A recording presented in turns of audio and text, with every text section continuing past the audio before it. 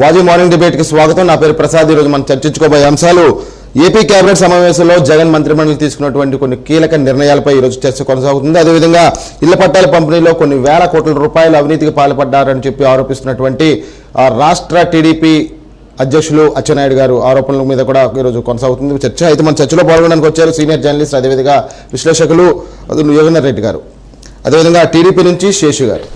Phone లైన్లో కూడా సిద్ధంగా ఉన్నారు వైసీపీ నాయకులు దుర్గారావు గారు. అయితే సార్, ముందు ఏపీ కేబినెట్ సమావేశం చాలా వాయిదాలు పడిన తర్వాత చాలా వరకు నిన్న కూడా మనం మాట్లాడుకున్నాం ఎటువంటి నిర్ణయాలు తీసుకుంటారనే విషయం మీద. అయితే ఎట్టకాలకైతే కనుక సమావేశం ముగిసింది. ఆ కీలకమైన నిర్ణయాలంటే కనుక ఇటు చూస్తే ఇసుక విధానం మీద ఇసుక సంబంధించి నూతన పాలసీని తీసుకొచ్చామన్నారు. ప్రజాభిప్రాయ సేకరణ కూడా చేశారు. ప్రజల నుంచి పెద్ద ఎత్తున అభ్యంతరాలు కూడా వచ్చాయని చెప్పి కొన్ని కీలక మార్పులు చేయడం జరిగింది. దీని గురించి ఏమంటారు? ఈ రాష్ట్ర ప్రభుత్వం జగన్మోహన్ రెడ్డి గారు ముఖ్యమంత్రిగా ప్రమాణం స్వీకారం చేసిన వెంటనే రద్దు చేసిన పాలసీ ఇసుక మద్యం. ఈ రెండింటిలో ఈ రాష్ట్ర ప్రభుత్వం మొదటి నుంచి తప్పటడుగులు వేస్తుంది. ఏ రోజు ఏ పాలసీ ఉంటుందో అర్థం కాని పరిస్థితి ప్రజలకి. ముఖ్యంగా ఈ రాష్ట్ర ప్రభుత్వం గతంలో చంద్రబాబు నాయుడు గారి ప్రభుత్వం కూడా ఇసుక విషయంలో చాలా తరబాటు ప్రదర్శించింది. తర్వాత దాన్ని ఉచితం చేసేసింది. ముందు ఇసుక ఎందుకో కానీ ఈ రాష్ట్రంలో కొత్తగా వచ్చిన ప్రభుత్వాలు రాష్ట్రం విడిపోయిన తర్వాత ఇసుక అనేది రాష్ట్ర ప్రజలకి పెనుభారంగా మారింది. సరే, చంద్రబాబు నాయుడు గారు వెళ్తూ ఆయన దిగిపోయే ముందు ఇసుకని ఉచితం చేశారు. ఉచితం చేసిన తర్వాత కేవలం లోడింగ్ ఛార్జెస్, అదేదో ఎవరైనా ఏ పార్టీ వాళ్ళైనా ఏ పార్టీ అధికారంలో ఉంటే ఆ పార్టీ వాళ్ళే ఆ లోడింగ్ చేయడం అనేది ఒక ఆనవాయితీగా మారింది. లోడింగ్ ఛార్జీలు చేసుకుని మ్యాక్సిమం టన్ను 1000 రూపాయలకి ఇంటికి చేరేది. అప్పట్లో ఒక ట్రాక్టర్ ఇసుక అంటే 1000 రూపాయలకి ఇంటికి వచ్చేది. వేరే అది ఈ ప్రభుత్వం వచ్చిన తర్వాత అది 5000 అయిపోయింది. లారీ ఇసుక 50,000, 60,000, 70,000 అయిపోయింది. నిన్న ప్రభుత్వం అనూహ్యంగా విచిత్రమైన ఒక నిర్ణయం తీసుకుంది. ఇసుక మొత్తాన్ని మేము కేంద్ర ప్రభుత్వ సంస్థని పర్యవేక్షించమంటాం, కేంద్ర ప్రభుత్వానికి అప్పచెప్తాం. కేంద్ర ప్రభుత్వం కనుక చేయనంటే మేము ప్రైవేటు వ్యక్తులకు ఇస్తాము, అంటే 3 జిల్లాలు 4 జిల్లాలకు చొప్పున ఒకరికి ఇస్తామని ఒక కేబినెట్లో ఒక నిర్ణయం తీసుకున్నారు. ఇందులో ఒక ఆశ్చర్యకరం, చాలా హాస్యాస్పదం ఏమిటంటే రాష్ట్రంలో ప్రభుత్వం ఉందా లేదా, అసలు రాష్ట్ర ప్రభుత్వం కింద పనిచేసే సంస్థలు అంటే ఏపీఎండిసి కానీ, మైనింగ్ కార్పొరేషన్ కానీ, మైనింగ్ డిపార్ట్మెంట్ కానీ ఉన్నాయా లేవా? అసలు మీరు ఏదైనా వివాదం అయితే కేంద్రం వంక ఎందుకు చూస్తున్నారు? మీకు చేత కాదా? ఇసుకని మీరు ఎందుకు హ్యాండిల్ చేయలేరు? రాష్ట్ర ప్రభుత్వ సంస్థలు ఏపీఎండిసి ఉంది ఆల్రెడీ. రాష్ట్ర ప్రభుత్వం హ్యాండిల్ చేయకుండా లేకపోతే శాండ్ కార్పొరేషన్ పెడతామన్నారు. ఇవన్నీ చేయకుండా కేంద్రం వైపు ఇదంతా చూస్తుంటే కేంద్రం వైపు నెపం నెట్టి కేంద్రానికి ఒక లెటర్ రాసి వాళ్ళు ఎలాగో స్పందించరు కాబట్టి దాన్ని ప్రైవేటు వ్యక్తులకి కట్టబెట్టే ప్రయత్నం చేస్తున్నట్టు తెలుస్తుంది. సరే, ఏది ఏమైనా వినియోగదారులకు కావాల్సిందంటే కేంద్రం చేస్తా, రాష్ట్రం చేస్తా, ప్రైవేటు వ్యక్తులు చేస్తారా అనేది వినియోగదారులకు అనవసరం. వినియోగదారులకి వాళ్ళు కోరుకున్న సమయానికి కాస్త సరసమైన ధరలకి ఇసుక చేరాలి. నిన్న ఒక నిర్ణయం అయితే మంచి నిర్ణయం తీసుకున్నారు. టన్ను ఇసుక 375 రూపాయలు, 400 రూపాయలు ఎక్కడ కొనుగోలు దగ్గర, అంతకు మించి ఉండకూడదు అనే ఒక నిర్ణయం తీసుకున్నారు. 475 రూపాయలు మించకూడదని నిర్ణయం తీసుకున్నారు. అది మాత్రం మంచి పరిణామం. ట్రాన్స్పోర్ట్ ఛార్జీలు బహుశా అర్థం అనుకుంటా. ఏది ఏమైనా ప్రజలకు కావాల్సిందైతే తక్కువ ధరకి వాళ్ళు కోరుకున్న ఇసుక వాళ్ళు కోరుకున్న సమయానికి రావాలి. ఇప్పుడు ఇసుక పాలసీ ఎలా ఉందంటే మనం బుక్ చేసిన 15 రోజులు 20 రోజులకు కానీ ఇసుక రాదు. వచ్చిన ఇసుక కూడా నాణ్యమైనది రాదు. మనకి గరప ఇసుక కావాలంటే చాలా మెత్తటి ఇసుక వస్తుంది, మట్టి కలిసిన ఇసుక వస్తుంది, రకరకాల. నిన్న కూడా చూసాము ఇక్కడ ఇసుక కేంద్రాన్ని కాపు రామచంద్రారెడ్డి అని ఎమ్మెల్యే బెదిరించాడు, నీ సంగతి తెలుస్తా అని. అంతకు ముందు రోజు స్పీకర్ తమ్మినేని సీతారాం గారు తలుపేసి కొడతాను ఈ ఇసుకకి సంబంధించి అదే పర్యవేక్షణ చేసే అధికారులను బెదిరించారని వార్తలు వస్తున్నాయి. రాష్ట్ర వ్యాప్తంగా ఇసుక అనేది చాలా పెద్ద సమస్యగా ఉంది. ఈ సమస్య పరిష్కారానికి ఏదో ఒక ప్రయత్నం అయితే ప్రభుత్వం చేసింది. ఆ చేసిన ప్రయత్నం ప్రజలకు అనుకూలంగా ఉంటే ఖచ్చితంగా ఈ ఇసుక వివాదానికి ఇంతటితో ముగింపు లభిస్తుంది. అది కనుక లేకపోతే నిన్న తెలుగుదేశం నాయకులు బోండా ఉమా గారు ఆరోపించినట్టు ఇదంతా తీసుకెళ్లి ప్రైవేటు వ్యక్తులకి, ముఖ్యంగా చెన్నైకి చెందిన శేఖర్ రెడ్డి అని ఆయనకి కట్టపెట్టేందుకు ఇదంతా చేస్తున్నారని అప్పుడే నిన్న ఆయన చేశారు. ఆ రకమైన ప్రయత్నాలు జరుగుతున్నాయా లేక ప్రభుత్వమే చేస్తా అనేది ఆలోచించాలి. ఏదేమైనా రాష్ట్ర ప్రభుత్వం బాధ్యతల నుంచి తప్పుకోవటం అంటే మేము చేస్తే కేంద్ర ప్రభుత్వం చేయాలి లేకపోతే ప్రైవేటు వ్యక్తులు చేయాలి, మేమైతే చేయం ఎందుకు అనేది పెద్ద సందిగ్ధంగా మారింది. ప్రజలు కోరుకునేదైతే సరసమైన ధరలకి వాళ్ళు కోరుకున్న సమయానికి ఇసుక వాళ్ళ ఇంటికి చేరాలనేది. ఆ దిశగా ఈసారైనా, అంటే ఇప్పటికే 2 సార్లు 3 సార్లు పాలసీ మారింది ఈ ప్రభుత్వం వచ్చిన తర్వాత. ఈ విధానమైన ప్రజలకి అనుకూలంగా ఉంటుందని ఆశిద్దాం. రైట్. శేషు గారు, 475 రూపాయలకి రీచ్ల దగ్గరికి వెళ్ళి డైరెక్ట్గా వినియోగదారులు కొనుక్కునే సౌలభ్యం ఏర్పాటు చేశారు. ఆన్లైన్ విధానమే కాకుండా ఆఫ్లైన్ విధానంలో కూడా, అంటే ఎవరికైతే ఇసుక కావాలో డైరెక్ట్గా అక్కడికి వెళ్ళి కొనుక్కునే సౌలభ్యం కలిగించారు. సొంత వాహనాల మీద వెళ్ళి కూడా తెచ్చుకోవచ్చు అన్నటువంటి ఒక నిర్ణయం అయితే నేను తీసుకున్నారు ఇసుకకు సంబంధించి. అదేవిధంగా ఎడ్ల బండ్ల మీద కూడా మీరు ఇక్కడ నర్సీపట్నంలో మీ పార్టీ నాయకులు కూడా ఒక విధంగా ధర్నా కూడా నిర్వహించారు. ఎడ్ల బండ్ల మీద ఇసుక సరఫరాకి అనుమతి ఇవ్వాలని చెప్పి. ఇది కూడా ఆమోదం వచ్చింది. దీని మీద హర్షం వ్యక్తం చేస్తున్నారా లేదా ఇంకా అభ్యంతరాలు ఏమైనా ఉన్నాయా? ఇసుక పాలసీ అభ్యంతరం, ఓవరాల్గా ఇలా తీసుకునే ప్రతి స్టెప్లోనే అభ్యంతరమే ఉంది.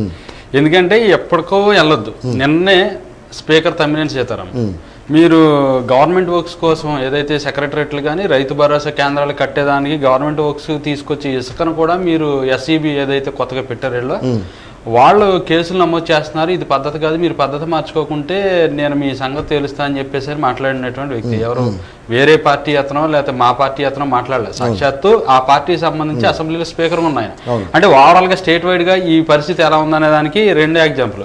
కన్నబాబు గారు, కురసాల కన్నబాబు గారు ఈస్ట్ గోదావరిలో ఉన్న వ్యవసాయ శాఖ మంత్రి, ఆయన ఇసుక ఆర్డర్ ఇస్తే మట్టితో కూడిన ఇసుకొచ్చిందని చెప్పేసి అని ఆయన అక్కడ ఉన్నటువంటి అందరి మీద కేకలేసిన విషయం అంతా కూడా రాష్ట్రం అంతా చూస్తుంది. సో ఓవరాల్గా ఇప్పుడు ఈ యొక్క పాలసీని ఒక విషయం అండి, మన ఫోన్ లైన్ లో కూడా వైసీపీ నాయకులు కూడా ఉన్నారు. మీ సంభాషణ మీరు మాట్లాడుతున్న విషయం ఎందుకుంటున్నారు, వాళ్ళు కూడా కౌంటర్ ఇస్తారు. డెఫినెట్ గా నేనదే ఇప్పుడు నేను ఆఫ్ ద రికార్డ్ ఏం మాట్లాడట్లా, ఆన్ ద రికార్డే ప్రజలందరూ తెలిసిన విషయమే, ప్రజలందరూ చూసిన విషయమే నేను మాట్లాడుతున్నా. కురసాల కన్నబాబు గారి విషయం వాస్తవా కాదా, అదేవిధంగా నిన్న స్పీకర్ గారు మాట్లాడిన విషయం వాస్తవా కాదా. రెండోది, మీరు పాదయాత్రలో ఉండగా నిన్న ఈ రోజు ఏదో పెద్ద ఎత్తున మీరు కార్యక్రమాలు కూడా చేస్తున్నారు. మీరు పాదయాత్రలో ఉండగా ఏం చెప్పారు? చంద్రబాబు నాయుడు గారు తెలుగుదేశం ప్రభుత్వం ఇసుకను విపరీతంగా ధనార్జన కోసం యత్నించిందని చెప్పేసి విపరీతమైన నిందారోపణలు చేశారు. ప్రజల్లో తిరుగుబాటు వచ్చిన మాట వాస్తవం. మొదట్లో మేము కూడా ఒక పాలసీ తీసుకున్నాం, పాలసీ వల్ల ప్రజలు ఇబ్బంది పడుతున్నారని ఇమీడియట్గా దాన్ని క్యాన్సిల్ చేసి ఇసుకను ఉచితం చేసాం. ఉచితం చేసిన తర్వాత కూడా ఇక్కడ ఏమాత్రం జ్ఞానం లేని అతను శాఖ మీద కూడా అవగాహన లేనటువంటి అవంతి గారు కామెంట్ చేశారు, ఇసుక ఎక్కడ ఉచితంగా ఇచ్చారు మీరే అంటాడు. లోడింగ్ ఛార్జెస్ అనేవి ఇప్పుడు నాకు ఇసుక కావాలండి, నేను ర్యాంప్కి వెళ్ళి నా పారతోటి నేను తీసుకుంటే నాకు ఫ్రీయే. అలా కాకుండా వేరే వాళ్ళు దాన్ని ఎత్తాలంటే వాడు ఊరికనే చేయరు కదా, మన డెఫినెట్గా అతను కూలి ఇవ్వాలి కదా. ఆ కూల్ ఛార్జీలను కూడా ఆ మాత్రం వేరియేషన్ తెలియని వ్యక్తులు ఈ క్యాబినెట్లో మినిస్టర్లుగా ఉన్నారు. అది బాధాకరం. ఇప్పుడేంటి, ప్రభుత్వానికి లెటర్ రాస్తాము, వాళ్ళు కానీ రెస్పాండ్ అవ్వకపోతేనో లేకపోతే రాష్ట్ర ప్రభుత్వ సంస్థలు కాదంటేనో ప్రైవేటు వ్యక్తులకు అప్పచెప్తామంటే దాని అర్థం చెప్పకనే చెప్తున్నారు కదా, వాళ్ళు చేయొద్దు అంటారు. లెటర్ రాస్తే మా వాళ్ళు కాదని మీరే చెప్పిస్తారు. తర్వాత మీకు ఎవరైతే కావాలో 3-4 జిల్లాలకు కావాల్సిన అనుయాయులతోటి మీరు ఈ యొక్క ఇసుకను ఏంటంటే విపరీతంగా అమ్మించే ప్రయత్నం చేస్తున్నారు. 2, మీరు గవర్నమెంట్ రాగానే సిమెంటుతో మీకు డీలింగ్ కుదరలేదు కాబట్టి ఇసుక పాలసీని రద్దు అని చెప్పేసి ఇసుకని తాత్కాలికంగా ఆపేస్తే దాదాపు ఆ రోజున 64 మంది భవన నిర్మాణ కార్మికులు చనిపోవడం జరిగింది కేవలం ఇసుక పనులు లేక. అప్పుడు ఇసుక లేని కారణంగా ఈ రాష్ట్రంలో ఇసుక ఒకటి లేకపోవటం వల్ల ఓవరాల్గా రియల్ ఎస్టేట్ అంతా కూడా బ్రేక్ అయిపోయింది, మనీ ట్రాన్సాక్షన్ లేకుండా పోయింది విపరీతంగా. దానికి తోడు అన్నా క్యాంటీన్లు కూడా తీసేయటంలో ఇప్పుడు మనకి ఎన్ఏడి గాజువాక లాంటి ప్రాంతాల్లో విపరీతంగా ఈ భవన నిర్మాణ కార్మికులు కనీసం 5 రూపాయల భోజనానికి కన్నా వెళ్ళేవారు, అది కూడా తీశారు. పవన్ కళ్యాణ్ గారు కూడా విశాఖపట్నంలో పెద్ద ఎత్తున ఉద్యమం కూడా చేశారు ఇసుకకు సంబంధించి ఈ భవన నిర్మాణం. ఎందుకంటే ఉత్తరాంధ్ర మొత్తం కూడా దాదాపుగా భవన నిర్మాణ కార్మికులు వలస కార్మికులు చాలా ఎక్కువ మంది, వాళ్ళందరి జీవితాలని చిదిమేసింది ఈ ప్రభుత్వం. తర్వాత మీరు మద్యం మీద కొత్త పాలసీ తీసుకొస్తానని అమ్మటం ఆపేశారు, ఎక్కడన్నా ఒక్కరోజు ఆపేశారా? కానీ ఇసుకని ఎందుకు ఆపేశారు? ఎందుకంటే మీకు సిమెంట్ ఫ్యాక్టరీలతో రావాల్సినటువంటి ఏదైతే గుత్తేదారుల నుంచి కమిషన్లు రావాలో అవి రాలేదు కాబట్టి ఇసుక ఆపేశారు. మద్యం నుంచి మాత్రం మీకు డబ్బులు వస్తాయి కాబట్టి డబ్బులు కావాలి కాబట్టి మద్యం పాలసీ కోసం మీరు ఆపలేదు.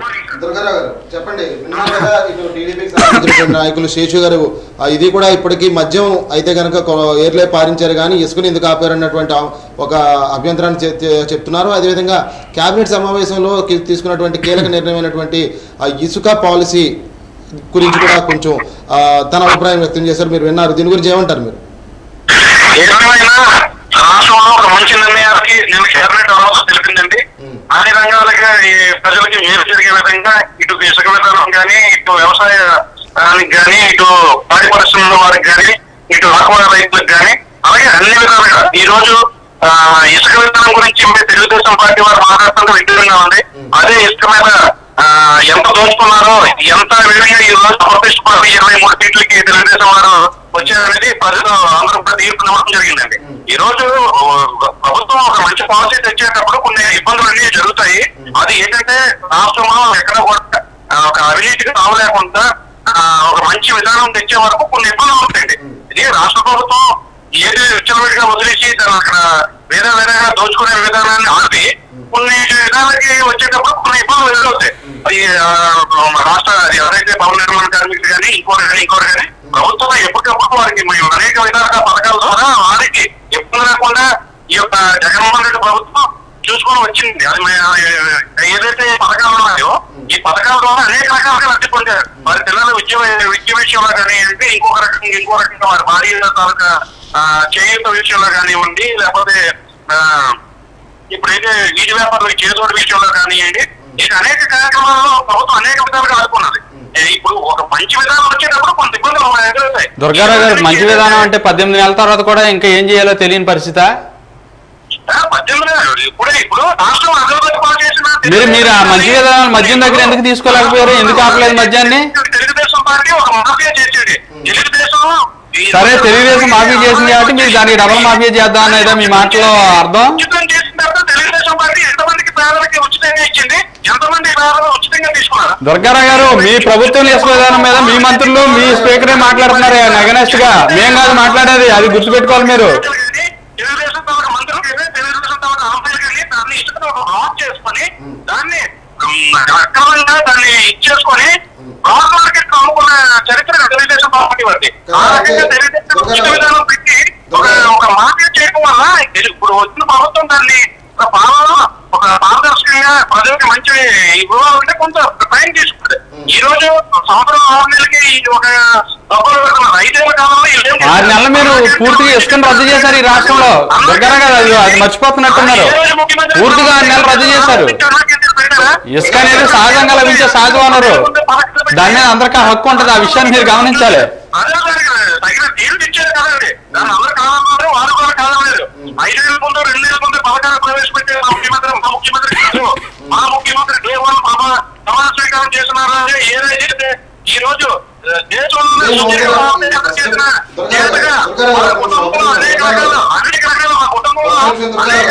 ఒక్క నిమిషం. ఇదే ఇసుక పాలసీ, నూతన పాలసీ ప్రవేశపెట్టిన తర్వాత ప్రజల నుంచి తీవ్ర స్థాయిలో అభ్యంతరాలు వ్యక్తమయ్యాయని చెప్పి మీ ప్రభుత్వమే చెప్పిన తర్వాత ఇప్పుడు మళ్ళీ మరొక పాలసీని అమలు చేస్తున్నారు. దీని అంటే అభ్యంతర పాలసీ దయచేసి ఒకసారి మహామాసం కూడా ఉండండి. ఈ రోజు జగన్మోహన్ రెడ్డి గారు ఈ ఒక్క శాఖలో కాదండి, అనేక రకాల అన్ని ప్రభుత్వ శాఖల్లో కూడా సంస్కరణలు తేవడం జరిగింది. అవునండి, మద్యపాన నిషేధానికి రేట్లు తగ్గించినట్టుంటది మీ విధానాలన్నీ కూడా. దయచేసి మీరు అడిగిన దానికి నేను సమాధానం అవ్వాలి, సంతృప్తంగా ప్రజలకు అర్థం అవ్వాలి. ఈ చర్చ ద్వారా ఒక మంచి కార్యక్రమం జరగాలని వాటి టీవీ యాజమాన్యం కూడా మంచి పేరు తేవాలి. మన చర్చలో మీరు మాట్లాడింది నేను వినగలను. నా బాధ, నా తాలూకా ఆవేదన అయితే మా ప్రభుత్వం తరపు పనితీరుని మేము వివరిస్తాం. మీరు అర్థం వినాలి, ఓపపట్టండి.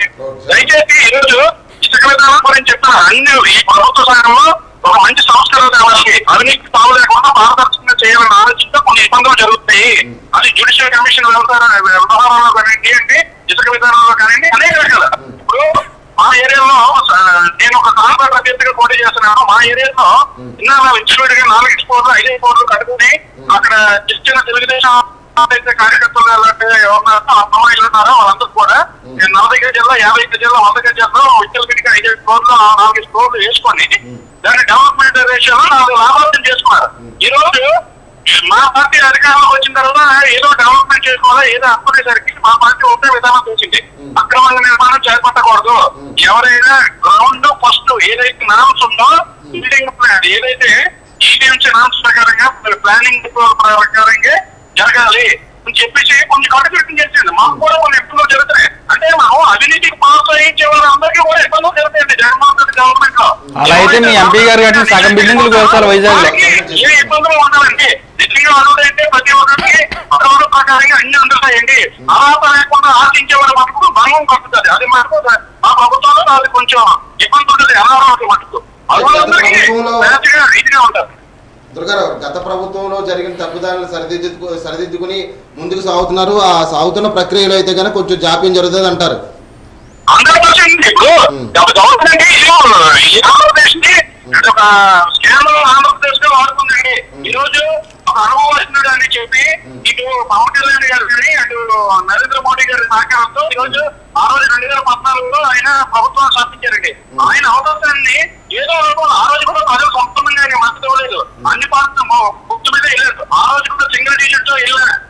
జగన్మోహన్ రెడ్డి గారికి 65 మంది ఎమ్మెల్యేలు 9 మంది ఎంపీలు ఇస్తే ఈయన పార్టీ కండువా మీద గెలిచిన వారిని మానుకొని మా పార్టీ కండువా మీద గెలిచిన వారు 23 మందికి ఎమ్మెల్యేలు సీట్ ఇచ్చి తీసుకొని నలుగురికి ఉత్తర్వులు ఇచ్చారు. సార్ అదంతా టాపిక్ డైవర్ట్ అవుతుంది సార్.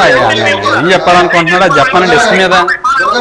అలా మాట్లాడాలనుకుంటే నేను 1,00,000 మాట్లాడగలను. మీరేం చేశారు? ఇవాళ వైజాగ్ లో వాసుపల్లి గణేష్ కుమార్ ఏం చేశారు మీరు? కరణం బలరాం ఏం చేశారు మీరు?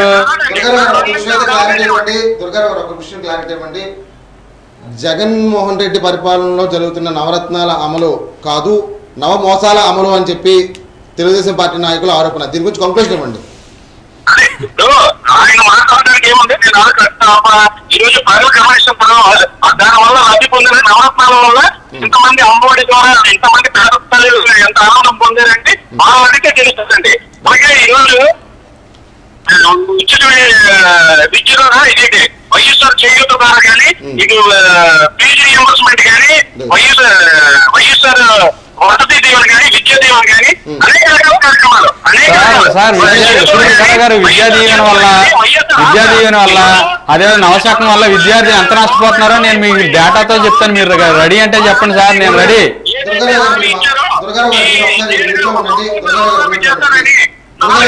మొదటి విడతగా ఉన్న 6,750 కోట్లు వైఎస్ఆర్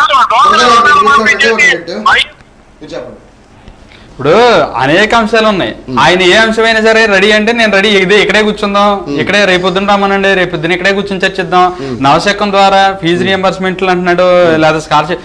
ఓవరాల్ గా according to Indian constitution SC ST OBC people ఎవరైతే ఉన్నారో వాళ్ళకి రైట్ ప్రొవిజన్ ఏది స్కాలర్షిప్లు అనేవి, ఉపకార వేతనాలని. మీరు నవశాఖం తీసుకొచ్చి ఈ రోజున స్కాలర్షిప్లు తీసేశారు. మీకు ఎవడిచ్చాడు రైటు? స్కాలర్షిప్లు తీసే రైట్ మీ దగ్గర డబ్బు ఉంటే ఇవ్వండి. నవశాఖం కాదు ఇంకో శాఖం అని పేరే ఉండే. రేపొద్దున ఇవ్వండి, మీ దగ్గర డబ్బులు ఉన్నాయండి ఇస్తున్నారు. రేపొద్దున మీ దగ్గర డబ్బులు లేవు, నవశాఖం మానేస్తారు, లేకపోతే ఇంకో గవర్నమెంట్ వద్ద నవశాఖం క్యాన్సిల్ చేస్తుంది. ఆడు వాట్ అబౌట్ స్కాలర్షిప్స్ విద్యార్థులకి ఈ రోజున? అంటే మీ ఇష్టానుసారంగా మీరు చేస్తున్నారు, అది అడిగేవాళ్ళు లేడనా? రైట్. ఇప్పుడు చూస్తే కనుక సార్ యుగంధర్ రెడ్డి గారు, వైఎస్ఆర్ జగనన్న శాశ్వత భూమి హక్కు భూమి రక్షణ అనేటువంటి భూ సర్వేని మళ్ళీ దీనికి ఇప్పుడు మళ్ళీ పచ్చజెండా ఊపారు.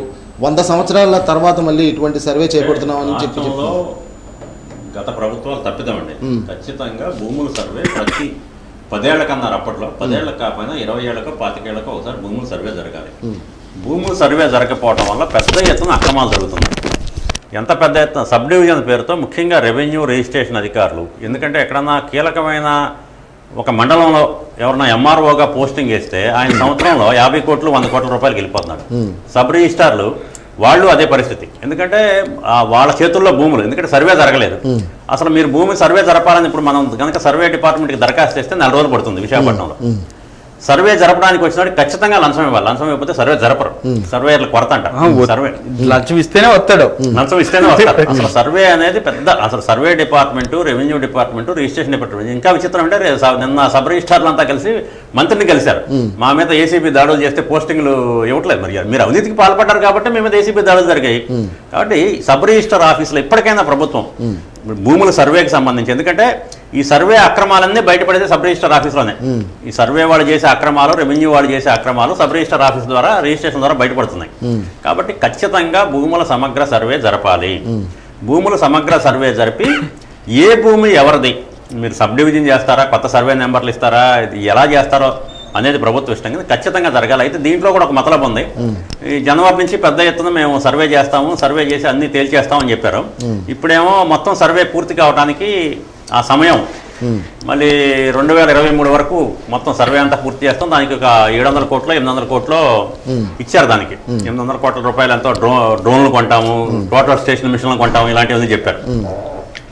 ఏమైనా చేయండి కానీ సర్వే అయితే జరగాలి. అయితే దీంట్లో మోడల్ విలేజ్గా జగ్గయ్యపేట కృష్ణా జిల్లాలో ఒక గ్రామాన్ని తీసుకున్నారు. ఇప్పటికే తీసుకుని సర్వే చేశారు.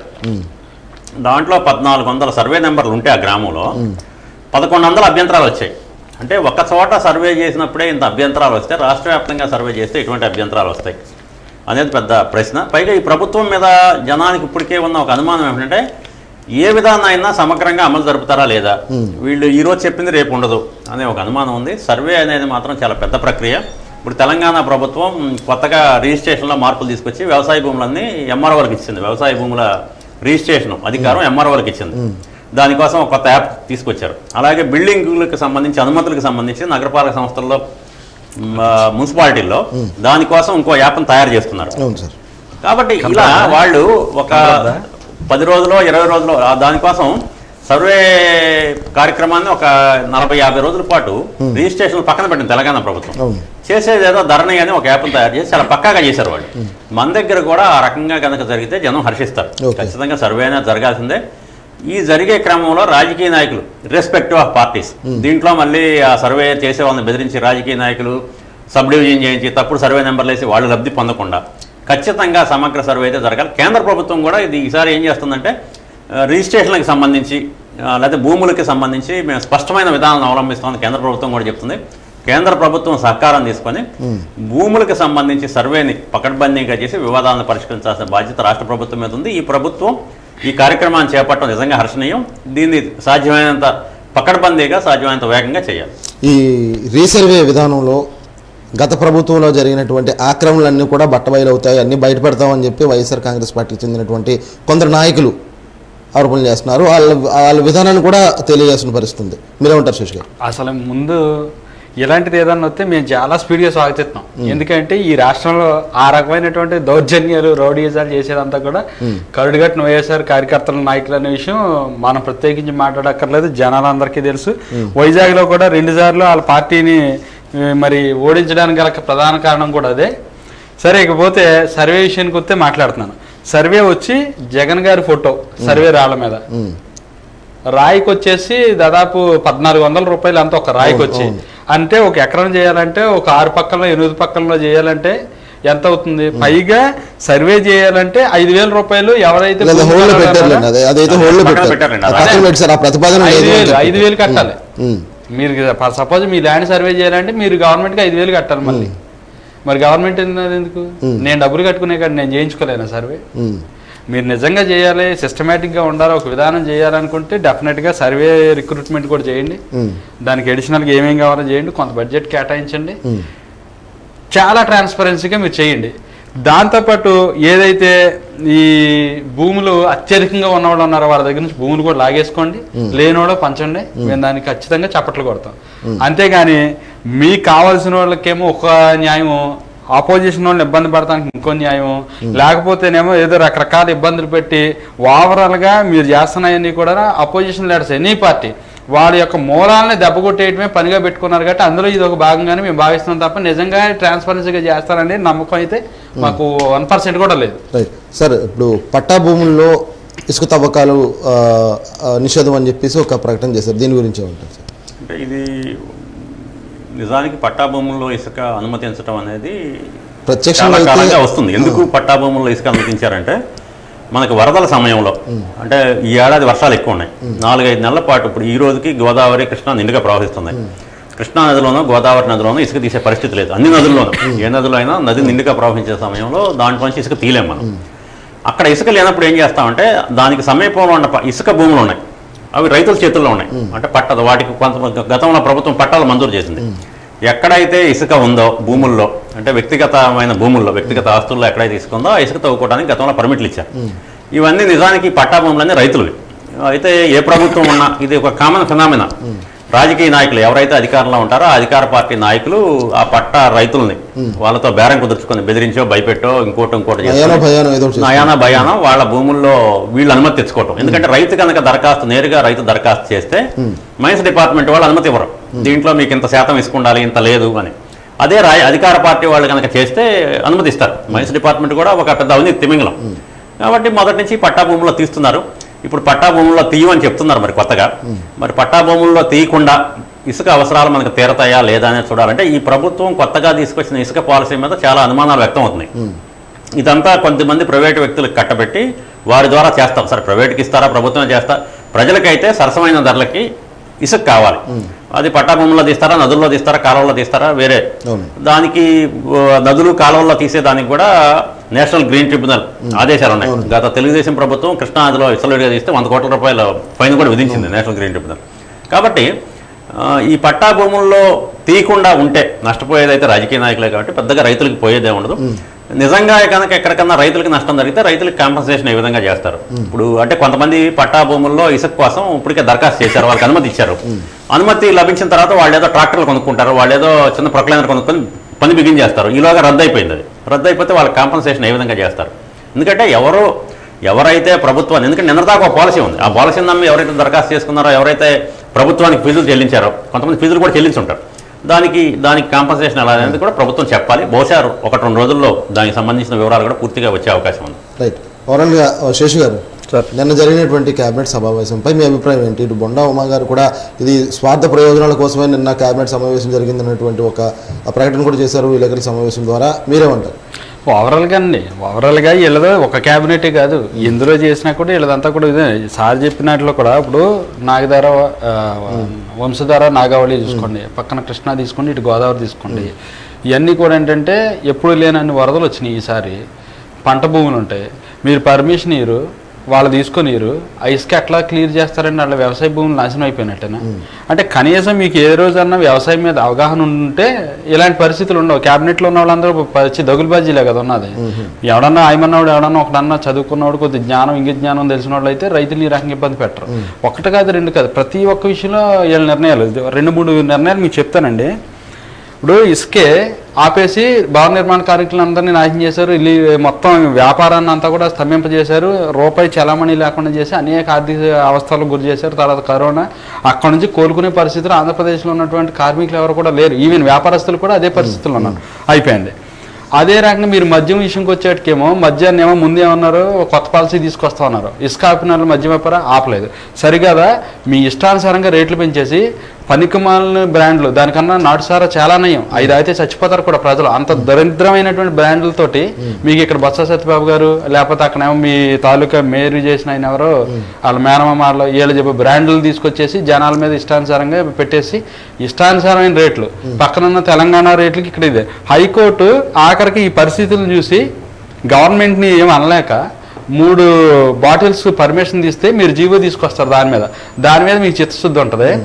మీరు మద్యపాన నిషేధం దశల వారిగా మీరేం కొట్టారు, రేట్లు పెంచితే ఆ తాగే తాలూకా అది ఏదైతే ఉంటుందో అది తగ్గిద్ది. దానివల్ల అంచెలంచెలుగా మానేస్తారు. మేము అంచెలంచెలుగా రేట్లు పెంచుకెళ్తాం, సంపూర్ణ మద్యపాన నిషేధం మేము చేస్తాం అన్నారు.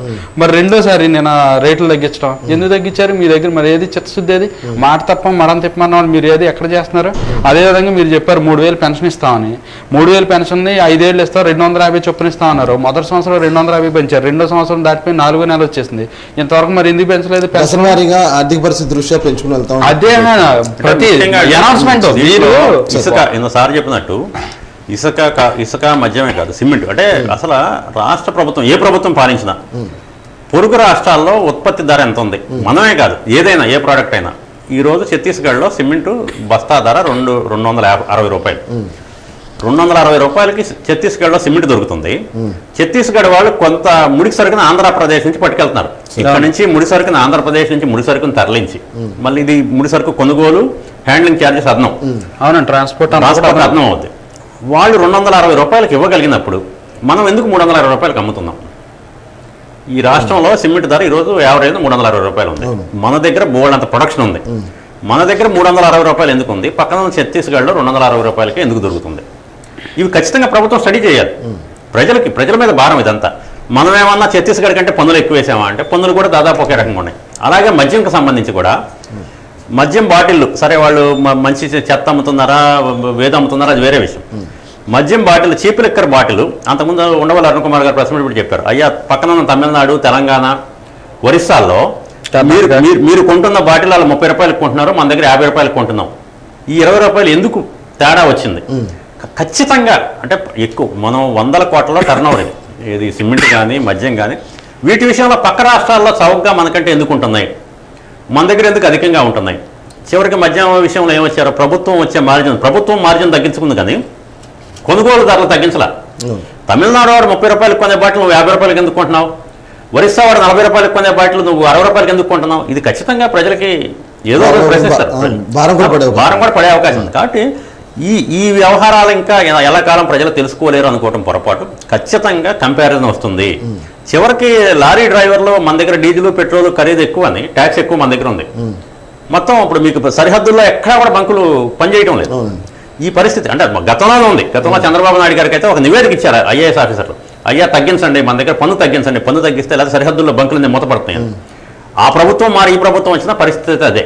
కాబట్టి వీటన్నిటి విషయంలో కనీసం దేశంలో మిగతా రాష్ట్రాల్లో ఎలా ఉన్నాయి, చాలా విషయాల్లో మిగతా రాష్ట్రాలకి పరిశీలన కమిటీలను పంపుతారు. ధరలు తగ్గించే విషయంలో కూడా ఈ రకమైన కమిటీలను పంపి ధరలు తగ్గించడానికి ప్రభుత్వాలు కృషి చేయాలి. కృషి చేయకపోతే ప్రజలు నమ్మరు ప్రభుత్వాన్ని, మిగతా చోట్లతో కంపేర్ చేసుకుంటారు. ఎందుకు మద్యం దొంగదాగా తెచ్చుకుంటారు? ఈరోజు పరిస్థితి ఏమిటంటే అనకాపల్లిలో మీకు టన్ను బెల్లం కావాలంటే దొరకడం లేదు. ఎందుకు దొరకడం లేదు? ప్రభుత్వం మద్యం పాలసీ వల్ల పెద్ద ఎత్తున అక్రమంగా సారా తయారు చేస్తున్నారు. దానికి నల్ల బెల్లం కావాలి. నల్ల బెల్లం అంతా అసలు బెల్లం అంతా తరలిపోయింది అనకాపల్లి. ఈ ఏడాది ఉన్నంత డిమాండ్ అనకాపల్లిలో ఎప్పుడూ లేదు. అలాగే చిత్తూరులో బెల్లం కోసం విపరీతమైన జనాలు ట్రేడర్స్ వెంటబడుతున్నారు. ఈ పరిస్థితి, ఈ వాస్తవాలను ప్రభుత్వాలు గుర్తించి ప్రజలకి చౌకగా అందే విధంగా ఏ వస్తువైనా, ఏ రాష్ట్రం అయితే చౌకిస్తుందో ఆ రాష్ట్రం ఎందుకు ఇవ్వగలుగుతుంది, మనం ఎందుకు ఇవ్వలేకపోతున్నాం అనే రకంగా చర్చ జరగాలి తప్ప ఈ రకంగా ధరలు పెంచుకుంటూ పోతాము, ధరలు పెంచడం లేదో జరుగుతుంది అనుకోవడం భ్రమ. జగనన్న చేదోడు గురించి అంటే ఇటు చిరు వ్యాపారులకి అండగా ఉంటూ వాళ్ళకి కూడా వడ్డీ లేని రుణాలు ఇప్పించి 10,000 రూపాయలు ఒక్కొక్క వ్యాపారస్తుడికి చాలు వ్యాపార ప్రోత్సాహాన్ని అందిస్తున్నటువంటి ఈ పథకం గురించి ఏమనుకుంటారు శేష్ గారు? ఏదైనా ప్రజలకు మంచి జరగాలని కోరుకుంటాం సార్. ఓవరాల్గా ఏ గవర్నమెంట్ అయినా మంచి చేయాలని కోరుకుంటాం. ఆల్రెడీ సెంట్రల్ గవర్నమెంట్ ముద్రా లోన్లు అనే ఆ స్కీమ్ ఎప్పటి నుంచో ఉంది. వీళ్ళు జనరల్గా నాకు తెలిసి బోర్డు మార్చి పెట్టే కార్యక్రమం తప్ప కొత్తగా చేసేది ఉండంటే అక్కడ నుంచి వీళ్ళు తీసుకొచ్చి ఆ నిధుల్ని వీళ్ళ పేరు మీద చేసేది. అన్నీ అయ్యే కదా చేసేది. ఎందుకంటే రైతులు కూడా ఇంకేంటి నేను వచ్చిన తర్వాత ఇంత ఇస్తాను మీకు అని చెప్పేసి 16,000 17,000 ఇచ్చేస్తానని చెప్పని వాయిదాల పద్ధతిలో సెంట్రల్ గవర్నమెంట్ ఇచ్చేదానికి 1,000 రూపాయలు కలిపి 13,500 అట్లా ఇచ్చారు. ఇది కూడా అట్లానే జరుగుతుంది తప్ప అంతమించి పెద్దగా వీళ్ళు ఉద్ధరిస్తారని అయితే అనుకోండి. ఒకటే ఓవరాల్గా మనం బాధపడేది ఏంటంటే ప్రజలందరూ కూడా జగన్ వస్తే ఏదో జరుగుతుంది, మేలు జరుగుతుంది అని హ్యూజ్ మ్యాండేట్ ఇచ్చారు. ఈయన ఇచ్చిన తర్వాత అదేంటో అంటాం విశ్వసనీయత మారుపేరు మా ఇంటి పేరు, నేను మడమ తిప్పను మాట తప్పనని ప్రతిదీ కూడా మాట తప్పుతూ మడలు తిప్పుతుంటూ చేసుకెళ్తున్నాడు. మేము బాధపడేది ఏంటంటే పార్టీలు కూడా వదిలేసాను కాసేపు. ఏదో ఎలక్షన్ టైంలో రాజకీయాలు మాడతాం, తర్వాత ఏదో గెలిపోవటం సహజం ప్రతి పార్టీకి కూడా. ఇందా దుర్గారావు గారు మాట్లాడతా కూడా మీకు 23, సీఎం గారు మాట్లాడితే మీకు 23, ఎమ్మెల్యేలు ఎవరు మాట్లాడినా 23. బీజేపీ 2 పార్లమెంట్ స్థానాలతో స్టార్ట్ అయింది. 2 స్థానాలతో ఈ రోజున బీజేపీ పరిస్థితి ఏంటి? అలాగే ఈ రాష్ట్రంలో అత్యధిక కాలం దేశంలోనే ఎక్కువ సార్లు ఈవెన్ నేషనల్ లెవెల్లో ప్రాంతీయ పార్టీ రూల్ చేయగలిగే కండిషన్ ఉంది. ప్రధాన ప్రతిపక్షంగా పనిచేసినటువంటి హిస్టరీ తెలుగుదేశానికి ఉంది. కాబట్టి గెలిపోవటం రాజకీయాల్లో సహజం, ఇవన్నీ మామూలేనండి. కాకపోతే ఏమంటామంటే మీరు విధానాలు ప్రజల యొక్క జీవన ప్రమాణ స్థాయి పెంచే విధంగా ఉండాలి తప్ప ఇంకా బానిసలు చేసి ఇంకా ఇబ్బందులకు గురి చేసి వాళ్ళు బతకలేక ఆత్మహత్యలు చేసుకునే పరిస్థితులకు రాకూడదు అంటున్నానండి. ఎందుకంటే రీసెంట్గానే ఇసుక సంబంధించి సోషల్ మీడియాలో విపరీతంగా వైరల్ అయింది. ఒక లేడీ మెడలో గొలుసు తాకట్టు పెట్టి ఆన్లైన్లో ఇది బుక్ చేసుకుంటే ఇసుక ఉత్తు మట్టిపోసి వెళ్ళిపోయారు. ఆమె లబోదీపమన్నా ఆన్సర్ చేసేవాడు లేడు. ఎందుకు ఇంత దారుణమైన విధానాలు మీరు ఎందుకు అవలంబిస్తున్నారు? ఎందుకు మీరు యాక్షన్ తీసుకోవట్లేదు ప్రభుత్వం? పైగా మీరు దోపిడీదారులను ఎంకరేజ్ చేసే విధంగా ఎందుకు మీరు పనిచేస్తున్నారు? అసలు అందరూ కూడా దోపిడీదారులు అవినీతి అంటున్నారు కదా, మీకు తెలిసిన దోపిడీదారుల గురించి ఏమైనా మీకు అసలు మీరు చెప్పిన మాట? నేను కూడా ఇప్పుడు మీకు ఎక్కడో చెప్పొద్దండి. ఒక్క ఇసుక మధ్యమే తీసుకుందాం, ఎక్కడికి వెళ్ళొద్దు. మీకు ఇసుక కావాలంటే ఈ రోజు ఆన్లైన్లో మీరు బుక్ చేయండి, మీకు ఇసుక రాదు. అదే మీరు వైసీపీ కార్యకర్తను నాయకుడిని పట్టుకోండి, ఒక 5,000 10,000 ఎక్స్ట్రా ఉంటే తెల్లారిపాటికి మీ ఇంటి ముందు ఇసుక వస్తుంది. మీకు హ్యాండ్ అవుట్ ఉంటే ఇప్పుడే టెస్ట్ చేద్దామని నేను రెడీ. ఒకటి. రెండోది మద్య విషయంలో ఈ యాప్ దీనికి సంబంధించి ఎటువంటి అధికారులు కానీ లేకపోతే దాని కన్సర్న్ మినిస్ట్రేటివ్ కానీ సంబంధం ఉండదు. డైరెక్ట్ డీల్ విజయసాయి రెడ్డి గారును జగన్మోహన్ రెడ్డి గారితోనే ఆ కంపెనీ ఓనర్ మాట్లాడుకోవటం, సార్ ఇదిగో మీకు ఎంత కమిషన్ ఇచ్చేస్తాను, నా బాటిల్ మార్కెట్లో ఇదిగో 1 yearకి రిలీజ్ చేయని అవకాశం ఉండంటాం, ఆయన డబ్బులు తీసేసుకోవటం, వీడు ఎంత కమ్మినా వాళ్ళకి సంబంధం లేదు, ఇష్టానుసారంగా అమ్మేసుకోవటం. ఇవన్నీ అవినీతి కాదు ఏమంటారు చెప్పండి, మీరు చెప్పండి. ఇవన్నీ అవినీతి కాదంటారా? ఆఖరికే ఆర్కే ఎవరైతే మంగళగిరిలో లోకేష్ బాబు గారి మీద గెలిచిన ఎమ్మెల్యే ఉన్నాడో నకిలీ విత్తనాల బాధితుడిగా అతను కూడా లబోదీపం అన్నాడు మొన్న. ఎంతకన్నా ఇంకేం కావాలి? ఒక వైఎస్ఆర్సీపీలో ఒక రాజధానిలో ఒక ఎమ్మెల్యే పరిస్థితి అది. మీ గవర్నమెంట్ లో మేము మాట్లాడేది కాదు, మీ ఎమ్మెల్యేలు బాధపడే మీ మంత్రులు మాట్లాడుతున్న మాటలు, మీ స్పీకర్ మాట్లాడుతున్న మాటలు, మీ ప్రభుత్వం తాలూకా విధానాలు ఏ రకంగా ఉన్నాయనేది. రైట్ రైట్ రేవంత్ రెడ్డి గారు, ఇళ్ల పట్టాల పంపిణీ జాప్యంలో కొన్ని కారణాలు, ఇటు ప్రభుత్వాలు అంటే ఆ పార్టీలు పక్కన పెడితే కనుక ప్రభుత్వాలు ఏ విధంగా రూల్ చేస్తున్నాయి, అసలు పేదవాడి సొంతింటి కళ నెరవేరే అవకాశాలు ఉన్నాయంటారా? విశ్లేషణ అంటే ఇళ్ల పట్టాలు చాలా పెద్ద కాంట్రవర్సీ అయిపోయిందండి ఈ రాష్ట్రంలో. ముఖ్యంగా పెద్ద ఎత్తున అంటే ఈ రాష్ట్ర ప్రభుత్వం విధానాలు మొదటి నుంచి మనం మాట్లాడుకుంటుంది. జగన్మోహన్ రెడ్డి గారు రాత్రి అనుకొని ఉదయం పూటకి ఆ పని అయిపోవాలంటారు. అది దాంతో పెద్ద సమస్యలు వస్తున్నాయి. ఇప్పుడు 22 లక్షల మందికి ఇళ్ల పట్టాలు ఇవ్వాలి, 23 లక్షల మందికో. 23 లక్షల మందికి ఒకే రోజు ఎందుకు ఇవ్వాలి? నీకు అధికారం 5 ఏళ్ల పాటు నేను ముఖ్యమంత్రిగా ఉండమని ఇచ్చారు, దశల వారీగా ఇవ్వండి, పథకాన్ని ప్రారంభించండి. ఆయన ఏం చెప్పారు? వచ్చి రాగానే 3 నెలల్లో మొత్తం స్థలాలు ఐడెంటిఫై చేయండి, ఇచ్చేయాలన్నారు. అధికారులు అత్యుత్సాహంగా చాలా చోట్ల, ముఖ్యంగా ఎంఆర్ఓలు, ఆర్డీఓలు, చివరికి కలెక్టర్లు కూడా కొన్ని చోట్ల అవినీతికి పాల్పడి చెరువు భూములు, ఆవ భూములు, కొండలు, మీరు చూస్తే కొన్ని కొండల మీద ప్లాట్లు వేశారు అసలు ఇష్టానుసారం. తర్వాత పెద్ద ఎత్తున అక్రమాలు జరిగే దీంట్లో. అక్కడ మార్కెట్ వాల్యూ బహిరంగంగా మార్కెట్ విలువ అంటే రిజిస్ట్రేషన్ విలువ, మార్కెట్ విలువ 20 లక్షల రూపాయలు ఉంటే అది వాళ్ళతో మాట్లాడుకుని 60 లక్షల రూపాయలకి ప్రభుత్వం నుంచి చెల్లించిన సంఘటనలు చాలా ఉన్నాయి. ముఖ్యంగా రాజమండ్రిలో ఆవు భూములు తెలుగుదేశం వాళ్ళు, బీజేపీ వాళ్ళు అందరూ ఉద్యమాలు చేశారు. మొన్న గోదావరి వస్తే పేకల దాకా వాళ్ళు నిలబడితే ఇక్కడ దాకా మునిగిపోయారు. ఆ భూముల్లో పట్టాలు ఇవ్వడానికి రెడీ అయ్యారు. అలాగే ఇది తెనాల్లో పెద్ద ఎమ్మెల్యే భారీ ఎత్తున కొన్నారని తెనాల్లో ఆరోపణలు వచ్చాయి, కావల్లో ఆరోపణలు వచ్చాయి, కర్నూలు ఆరోపణలు, చాలా చోట్ల చాలా ఊర్లో ప్రభుత్వం ఎక్కడైతే ప్రైవేటు వ్యక్తుల్ని సేకరించిందో అక్కడ ఆరోపణలు వచ్చాయి. ప్రభుత్వ భూములు ఇచ్చిన దగ్గర శ్మశానాల పక్కన. ఇది చాలా గందరగోళంగా ఉంది. మీకు 5 ఏళ్ల పాటు మీకు అధికారంలో ఉంటే రాత్రికి రాత్రి మీరేమి చేయక్కర్లేదు, ముందు ప్రారంభించండి. మొదట 5 లక్షల పట్టాలు ఇవ్వండి, లేదా తర్వాత ఇంకో 3 లక్షల పట్టాలు ఇవ్వండి. ఇది కూడా ఏమన్నా ఇవ్వగలిగారా అంటే ముందేమో ఆగస్టు 15కి ఇస్తా ఉన్నారు, ఆగస్టు 15 వాయిదా పడింది. తర్వాత ఏమో రాజశేఖర రెడ్డి గారి జయంతి సందర్భంగా సెప్టెంబర్ 2వ తారీఖున అది వాయిదా పడింది. తర్వాత ఎప్పుడో తెలియదు, అన్ని కోర్టులో ఉన్నాయి. నిన్న ఇంకో హైకోర్టు నుంచి జడ్జిమెంట్ వచ్చింది, విజయనగరంలో దేవాదాయ శాఖ భూములు ఇవ్వకపోతే దేవాదాయ శాఖ భూములు మీరు ఎలా ఇస్తారని హైకోర్టు మొట్టికాయలు వేసింది. అమరావతిలో ఇప్పుడు కృష్ణా గుంటూరు జిల్లాలకు సంబంధించిన లబ్ధిదారులందరికీ అమరావతిలో ఇవ్వబోతున్నారు. అమరావతిలో భూములు ఇవ్వడం కుదరదని మళ్ళీ ఎవరో కోర్టుకు వెళ్ళారు. ఇది పూర్తిగా కోర్టు వివాదాల్లో చిక్కుని ఉంది. సరే, కోర్టు వివాదాల్లో చంద్రబాబు నాయుడు గారు అన్నట్టు కోర్టు వివాదాల్లో 10% మాత్రమే ఉన్నాయి, మిగతా 90% ఎందుకు ఇవ్వరు? తెలుగుదేశం వాళ్ళు, సిపిఐ వాళ్ళు ధర్నాలు చేయబోతున్నారు. 6,842 ఎకరాల్లో కేవలం 2,000 ఎకరాలు మాత్రమే సమస్యలో ఉంది, మిగతా ఇవ్వచ్చు కదా అని. మరి ఇంతవరకు ప్రభుత్వం అంటే తెలుగుదేశం పార్టీ అయితే మేము కనుక బలవంతంగా వాటిల్లో భూముల్లోకి ఎంటర్ అవుతామని చెప్తుంది. ఇది చాలా గతంలో ఇప్పుడు ఈ సంబంధించి ఇళ్ల పట్టాలకు సంబంధించి దీంట్లో ఇంకో విషయం కూడా ఉంది. గతంలో వెంకయ్య నాయుడు గారు మన మీద ప్రేమతో 7 లక్షల ఇల్లు శాంక్షన్ చేశారు వెళ్లే ముందు. సరే, ఆయన అయితే మరి గత ప్రభుత్వ వైఫల్యమో ఈ ప్రభుత్వ వైఫల్యం 3.5 లక్షల ఇల్లే కట్టారు. ఆ ఇల్లులో కొంచెం రెడీ అయి ఉన్నాయి, 1-2 లక్షలు టిట్కో ఇల్లు ఉన్నాయి. అసలు వీటికి ఎందుకు ఇవ్వరు? అసలు ఇప్పుడు మీరు ఇల్లు ఇవ్వటం మానేసి, అది పెద్ద డిబేట్, స్థలాలు ఎవరికి ఇస్తున్నారు, ఇల్లు ఎవరికి ఇస్తున్నారు? ఇప్పుడు 22 లక్షల మందికి పట్టాలు ఇస్తామంటున్నారు. అసలు మన దగ్గర ఆల్రెడీ 2 లక్షలు 3 లక్షలు రెడీ అయిన ఇల్లు ఉన్నాయి. ఇందులో ఇళ్లకి అర్హులు ఎంతమంది?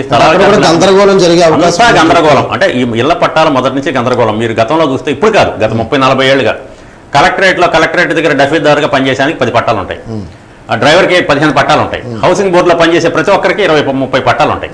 అసలు మీరు తెలంగాణలో మాదిరిగా సమగ్ర సర్వే ఒకటి చెయ్యండి. తెలంగాణ వాళ్ళు ఒకరోజు మొత్తం అన్ని బంద్ చేసి సర్వే చేశారు, ఎవరెవరికి ఏ ఇంట్లో ఎవరు ఉంటున్నారో, ఎవరెవరి పేరుతో ఏముంటున్నాయి. పైగా ఇప్పుడు అన్ని ఆధార్తో లింక్ వచ్చింది. లింక్ వచ్చిన తర్వాత అన్ని ట్రాన్స్పరెంట్గా ఉన్నాయి. మీ పేరుతో ఇల్లు ఎక్కడ ఉంది, మీ పేరుతో పొలం ఎక్కడ ఉంది, మనం ఆన్లైన్లో వచ్చేస్తాయి. కాబట్టి అసలు ప్రజలకు ఎవరెవరికి ఇల్లు ఉంది, ఎవరెవరికి స్థలం ఉంది, ఎవరెవరికి పొలం ఉంది, ఇవన్నీ వివరాలు తీసుకోండి. ముందు వివరాలు తీసుకొని చేస్తే ట్రాన్స్పరెంట్గా జరుగుతుంది తప్ప మీ ఇష్టానుసారం. ఇప్పుడు దీంట్లో కూడా రకరకాల వైసీపీ కార్యకర్తలకి కాస్త ప్రైమ్ లొకాలిటీలో కోట్ల రూపాయలు విలువ చేసే భూములు కూడా ఉన్నాయి. ఇప్పుడు మనం చూస్తే ఇటు బీచ్ రోడ్డుకి వెళ్తే కాపులప్పాడు కొండ పక్కన కూడా వేశారు, కాపులప్పాడికి వెళ్ళే కొండ మీద కూడా వేశారు. అవన్నీ ప్రైమ్. అప్పుడే చెప్తున్నారు అక్కడికి వెళ్తే ఇవన్నీ మంత్రి గారి తాలూకా అండి, ఇవన్నీ ఎమ్మెల్యే గారి తాలూకా వాళ్ళకే ఇమ్మన్నారండి అని చెప్తున్నారు. అట్లా కాకుండా మీరు అన్ని లాటరీలో పెట్టండి, ట్రాన్స్పరెంట్గా ఇవ్వండి, ఎవరికి ఎక్కడ వస్తే అక్కడ ఇవ్వండి. అలా అది పద్ధతి. కానీ బహుశా ఇది మరి తెలుగుదేశం పార్టీ ఉద్యమం, మిగతా ప్రతిపక్షాల ఉద్యమం వల్ల జనవరి నాటికి ఏమన్నా తెలుస్తారేమో చూడాలి. ఒక కోర్టు అంటే మీరు అన్నట్టు కోర్టు కేసులు సాగ్గా చూపి అన్నీ ఆపడం కష్టం. అలాగే అన్నీ ఒకేసారి ఇవ్వాలనుకోవటం కూడా ఈ వ్యవస్థలో సాధ్యమయ్యేది కాదు. కాబట్టి ఎంత మేరకు మీకు కుదిరితే అంత మేరకే ఇవ్వండి. అలాగే ప్రజల్ని పట్టాలిచ్చి ముంచేయద్దు. కొండల మీద ఇస్తే రేపు నుంచి కొండల నుంచి బండలు దొరుకుతాయి. అలాగే అదొక సమస్య, కొత్త సమస్య అవుద్ది. మీరు వాగుల్లో వంకల్లో ఇస్తే నెలలో మునిగిపోతారు. ఇప్పుడు విచిత్రం ఏంటంటే భూమి కొనడానికి 20 లక్షలు, ఆ భూమిని మళ్ళీ ఫిల్ చేయడానికి 40 లక్షలు. ఇసుక దీనిలా ఉంటుంది, కొనుక్కునేది ఒకటినో ట్రావెలింగ్ ఎక్కువ. Be practical.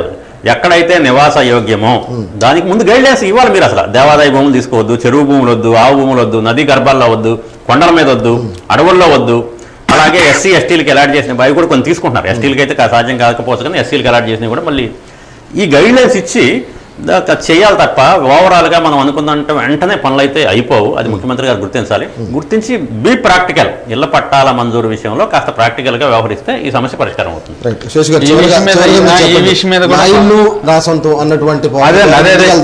అదే ఇప్పుడు ఈ సార్ చెప్పిన విషయాల్లో ఇంకొంచెం క్లారిటీ కూడా నేను ఇవ్వదలుచుకున్నాను.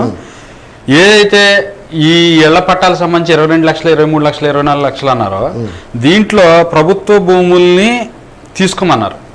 ఏది ముఖ్యమంత్రి గారు ప్రభుత్వ భూములు అంటే ఇన్ ది సెన్స్ ఏంటంటే ఖాళీగా ఉన్న భూములని. కానీ ఇక్కడ అధికారులు కానీ స్థానిక ప్రజాప్రతినిధులు కానీ చేసిన పని ఏంటంటే ఎవరైతే ఎస్సీ ఎస్టీలు ఉన్నారో అసైన్డ్ భూములు, ఎప్పుడో ఇందిరాగాంధీ టైంలో, ఎన్టీ రామారావు గారి టైంలో పొందినటువంటి వ్యక్తులు ఉన్నారో, ఎకరో 2 ఎకరాలు భూములు లేని వాళ్ళు, వాళ్ళ దగ్గర నుంచి పొలాల్లో పంట ఉండగానే బలవంతంగా ప్రొక్లైనర్ తోటి పంటల్ని నాశనం చేసి మాట్లాడిన వాళ్ళ మీద బలవంతమైన కేసులు పెట్టి వాళ్ళ దగ్గర నుంచి భూములు లాగేసుకున్నటువంటి అత్యంత దారుణమైన పరిస్థితి ఎక్కడన్నా ఉందంటే ఈ రాష్ట్రంలో మాత్రం ఉంది.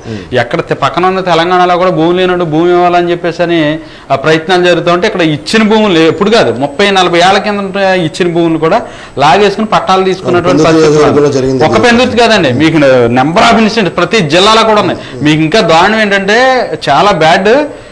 ఈస్ట్ గోదావరిలో ఆల్ ఆఫ్ సడన్ అందులో పంట ఉండగా ఎంఆర్ఓ వెళ్ళి ఒక పెద్ద ఆయన దగ్గరికి వెళ్ళి ఆ ఎకరన్నర భూమి మేము తీసేసుకున్నాం అంటే హార్ట్ అటాక్ తో చచ్చిపోయాడు ఆన్ ది స్పాట్. అలాంటి ఎన్నో ఇన్సిడెంట్లు, ఎన్నో జీవితాలు, ఎన్నో వ్యధలు, ఎన్నో కథలు ఈ భూముల మీద ఉన్నాయి. అయిపోయింది. ఫస్ట్ ఉగాదికి ఇస్తానన్నారు. ఉగాది అల్లబోయి ఆగస్టు 15 అల్లబోయి రాజశేఖర రెడ్డి జయంతి, రాజశేఖర రెడ్డి వర్ధంతో. దాని తర్వాత ఇమీడియట్ గా మీకేమో మళ్ళీ గాంధీ జయంతి రోజు అన్నారు. గాంధీ జయంతి అల్లబోయి జనవరి అంటున్నారు. మేము అడిగేది ఏంటంటే ఓవరాల్ గా ఇక్కడ తెలుగుదేశం మీద నెడుతున్నారు ఒక నెపం. ఏమని? తెలుగుదేశం వాళ్ళు కోర్టులకు వెళ్ళారు, కోర్టుల ద్వారా అడ్డగిస్తున్నారు, భూములు ఇవ్వద్దని. తెలుగుదేశం కానీ కోర్టులు కానీ మీకు ఎక్కడన్నా భూములు ఇవ్వద్దని చెప్పిందా? ఇవ్వద్దని చెప్పిందా? ఒకే ఒక్క ఇన్సిడెంట్ ఎక్కడ చెప్పింది కోర్టు? ఎవరైతే కృష్ణా గుంటూరు జిల్లాల మధ్యన క్యాపిటల్ కోసం 33,000 ఎకరాలు ఇచ్చారో ఆ భూముల్లో మీరు క్యాపిటల్ విషయం తేల్చకుండా, క్యాపిటల్ అనేది కట్టకుండా అక్కడ మీరు ఇళ్ల స్థలాలు ఇస్తానంటే అప్పుడు కోర్టు ఆపేక్షించింది. ఏమని? నువ్వెవరు నేనెవరు పంచడానికి, అదే వాళ్ళు ఇచ్చింది క్యాపిటల్ కోసం, అది క్యాపిటల్ నిర్మాణాన తప్ప నువ్వు దాన ధర్మాలు చేయడానికి కాదు అని చెప్పి దాని మీద స్టేటస్ కో ఇచ్చింది. ఇంకెక్కడే ఇవ్వలేదు. రాష్ట్రంలో ఉన్న మిగతా ఎన్ని లక్షల ఇళ్ల స్థలాలు ఎక్కడే ఇవ్వలేదు.